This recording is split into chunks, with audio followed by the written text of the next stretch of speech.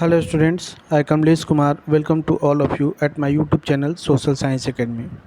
We are studying civics of class 9, in which we are studying the chapter electoral politics, and today we are going to discuss the topic election campaign. So this is one of the important process during election, and let us see the detail of the content. The main purpose of election is to give people a chance to choose the representatives, the government, and the policies they prefer. Therefore, it is necessary to have a free and open discussion about who is better representative, which party will make a better government, or what is a good policy. So this is what happens during election campaigns. So in election campaigns, every contesting representatives organize rallies. They uh, say the people about their manifesto, their party's manifesto, their agenda, what they will do for the people if they will win the election and their party will uh, form the government. So, in our country, such campaigns take place for a 2 week period between the announcement of the final list of candidates and the date of polling. Means, suppose in particular constituency A, the election has to be held on 14th of a particular month, then uh, on the first of that particular month, first date of the that particular month, the final list of the candidates will be announced, and after that the 14 days will be given to the candidates for the campaigning. So during this period, the candidates contact their voters, political leaders address election meetings, and political parties mobilize their supporters. So by various means, electronic media, print media, organizing rallies, nukkad, etc., the representatives try to convince their voters that they will form a better government, they can give better government for the people, and they will make a good policies for the country. So this is also the period when newspapers and televisions news are full of election related stories and debates. But election campaign is not limited to these 2 weeks only. Political parties start preparing for elections months before they actually take place. So during these period only campaigning get a particular momentum.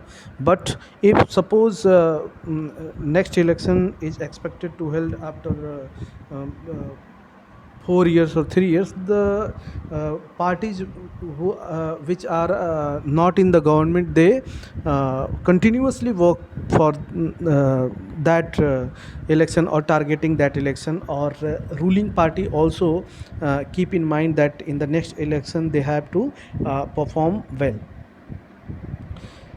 So wait for 1 minute.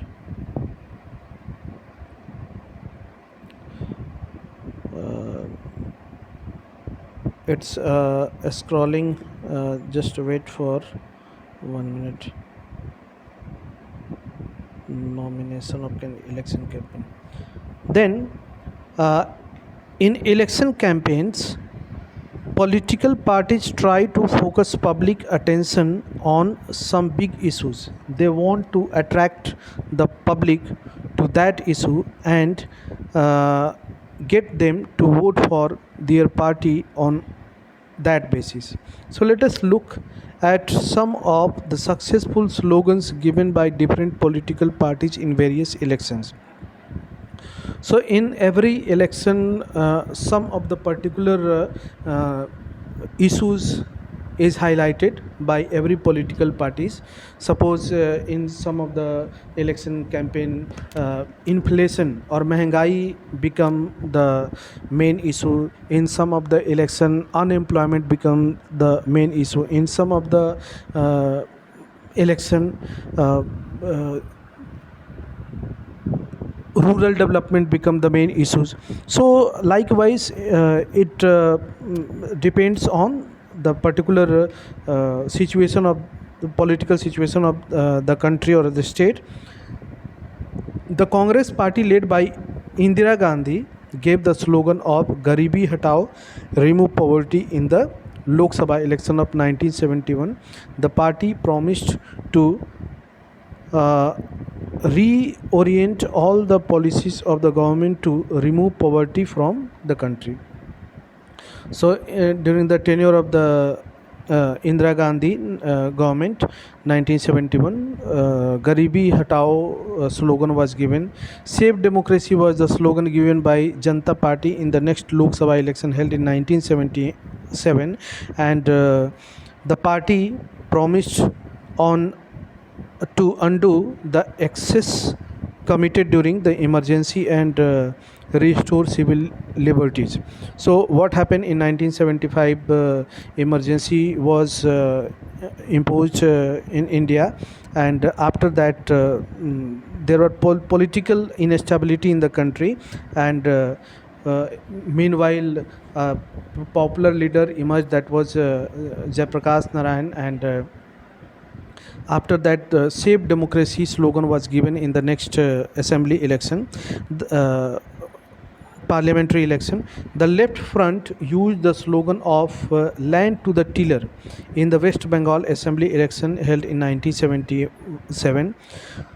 Protect the self-respect of Telugus was the slogan used by N.T. Rama Rao, the leader of the Telugu Desam party in Andhra Pradesh assembly election in 1983. So in a democracy, it is best to leave political parties and candidates free to conduct their election campaigns the way they want to. So but it is sometimes necessary to regulate campaigns to ensure that every political party and candidates get a fair and equal chance to compete. According to our election law, no party or candidate can, so there should be some regulation also on the campaigning, and no party will bribe or threaten voters. Means voters are independent, they should keep independent to take decision. Their opinions should not be influenced by political parties in by any means.